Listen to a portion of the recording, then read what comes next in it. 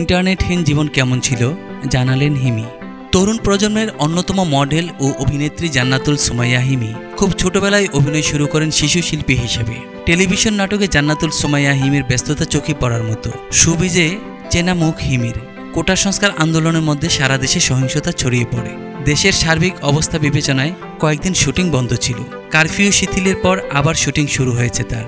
বুধবার মাইদুল রাকিবের নাটক দিয়ে শুটিংয়ে ফেরা হয়েছে। এই সহিংসতার মধ্যে ইন্টারনেট সেবা ব্যাহত হয়।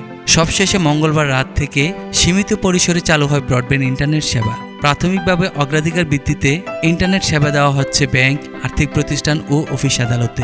ইন্টারনেট যখন ছিল না তখন কিভাবে সময় কাটাতেন সে বিষয়ে গণমাধ্যমে কথা বলেছেন হিমি।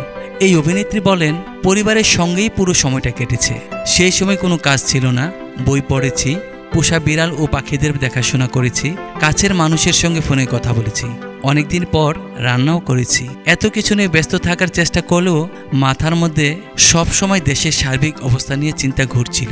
দেশ জুড়ে আন্দোলন শুরু হয়েছে, এত মানুষ মারা গেছে, সবার জন্য দোয়া করছিলাম। কি হচ্ছে, আগামী দিনে কি হবে, এসব নিয়ে খুব উদ্বেগে ছিলাম।